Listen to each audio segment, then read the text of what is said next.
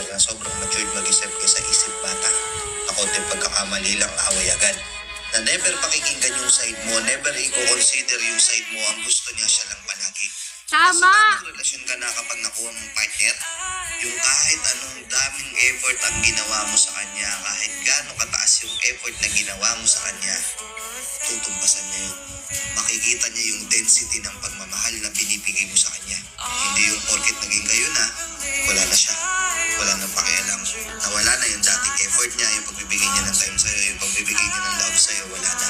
Napakasarap sa pakiramdam kung tutumbasan niya kung gaano kabigat yung pagmamahal na binibigay mo sa kanya. At alam mo kung ano yung panghuli? Napakaswerte at nasa good relationship ka na kapag ang nakuha mong partner, ito, pakinggan mo to. Kapag ang nakuha mong partner, never kang ikukumpara Sa ex niya. Diba? Tama diba? yun. Totoo Sino yun. ba namang may gusto na ikumpara ka ng partner mo sa ex niya? Yan. Tama yan. Dapat hindi tayo kinukumpara sa mga ex. Tama yun. Ay, sorry. Ito nagagawa yung ganito, ikaw hindi. Buti pa yung ex ko, ganito kami nun, tayo hindi. You are you. And you are a different person. Nasa good relationship ka na kapag siya yung tao na ayaw niyang i-open up yung past niya. Kasi ayaw. Napag-isip-isip na ba kayo? Nasa tamang tao ka na ba? Yung pala yung tanong, no? Ang tanong, nasa tamang tao ka na ba? Bebe Corinne, shower! Shout pa rin mo sa mga bagong pasok, sa mga Cocomelon family ko, sa mga Cocomelon baby ko joins. Grabe naman. Kaya sa follow naman ako kay Bebe Rain, don't forget to follow her. Actually, may isa pa akong... Actually, may isa pa akong sinare dyan. Ang dami kong mga sinishare na ganito kasi madrama ako. Madrama ako, no? Hindi! Pag kasi dumadaan, ang gaganda ng mga sinasabi, sinishare ko talaga. Ito pa, meron pa akong ipaparinig sa inyong malupet. Ang kulit pa niya naman rin, di ba? Wala ng energy. True, no? Guys, follow niyan si Bebe Corinne. Please, Cocomelon din yan. Follow niyan si Bebe Corinne. May isa pa akong ipaparinig sa inyo, guys.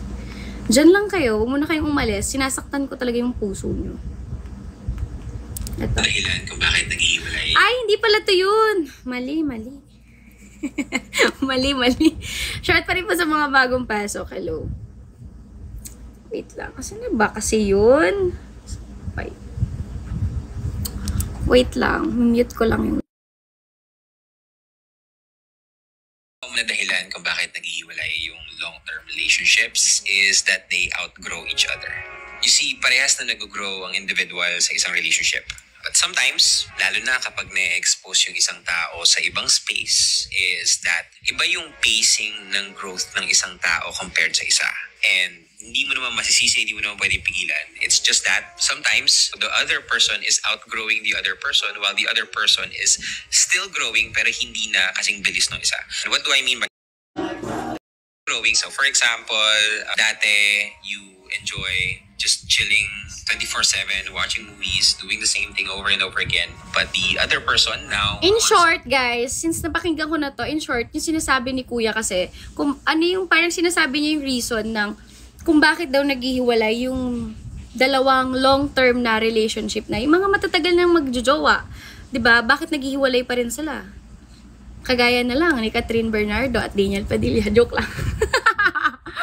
Joke lang. Hindi. Kung bakit daw naghihiwalay yung long-term na magjowa is, yun nga, parang iba na kayo ng pacing in life na parang kasi kapag iba kasi kayo ng partner mo minsan ng ng goal, tapos yung isa parang lang, 'di ba? Talagang maiiwanan ka talaga. Na parang hindi na kayo